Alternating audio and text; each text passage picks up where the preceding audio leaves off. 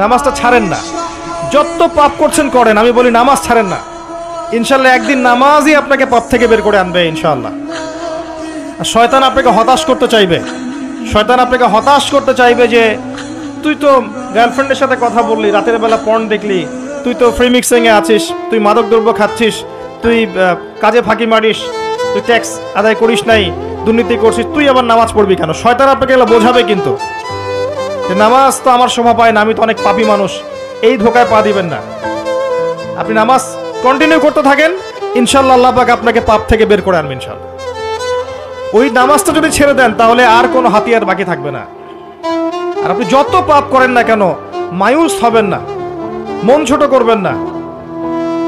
আপনার একটা সেজদা, যে সেজদা আপনি চোখের পানি ঢেলে দিয়েছেন আল্লাহর কাছে যে আল্লাহ আমার ভুলগুলো তুমি মাফ করে দাও, আমার তওবা তুমি কবুল করো, ইনশাল্লাহ দেখবেন ওই একটা সেজদা যদি কবুল হয়ে যায় আল্লাহ পাক আপনার সব গুনাহ মাফ করে দিবেন ইনশাল্লাহ। হতাশ হবেন না। শয়তান হতাশ করতে চাইবে মানুষকে, শয়তান মানুষকে হতাশ করতে চাইবে। এমনকি আপনার যদি পাহাড়ের পরিমাণ ঋণ থাকে, ওই ঋণ শোধ করার ব্যবস্থা আল্লাহ পাক করে দিবেন ইনশাআল্লাহ তাআলা।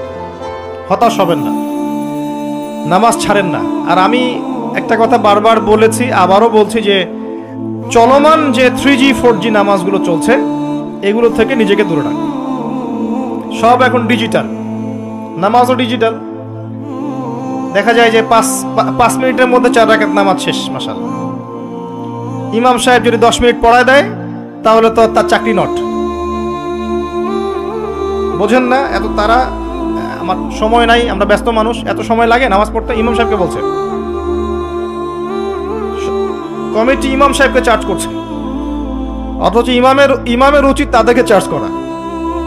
উল্টে গেছে এখন আর কি। আনতালিদাল আমাতু রাব্বাতুহা, ওইদিকে আসবো আমি। দাসী তার মনিবকে জন্ম দিবে, মানে সমাজের ন্যায় অন্যায়, ভালো মন্দ, হক বাতিলের মানদণ্ড উল্টে যাবে। দাসী কখনো মনিবকে জন্ম দেয়? মানদণ্ড উল্টে যাবে। আসেন রিল্যাক্সে নামাজ পড়বেন ইনশাআল্লাহ, আল্লাহ পাক তৌফিক দান করুন।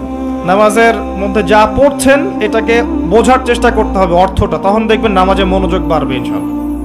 তার আগে অজুটাকে ভালো করে করবেন, তাড়াহুড়া করে অজু করবেন, রিল্যাক্সে অজু করেন, অজুর অঙ্গগুলোকে সুন্দর করে ধন। অজু পরিষ্কার হয় না, এই জন্য নামাজে মনোযোগ থাকে না।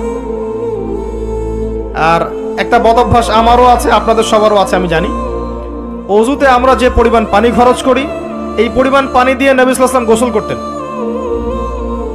হ্যাঁ, আর আপনার মাথায় যত চুল আছে তার চেয়ে বেশি চুল ছিল নবী সাল্লাল্লাহু আলাইহি ওয়াসাল্লামের মাথায়।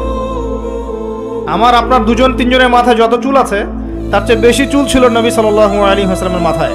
তারপরেও তিনি অল্প পানি দিয়ে গোসল করে ফেলতেন। আর আমাদের দেখবেন যার ইমানের জোর যত বেশি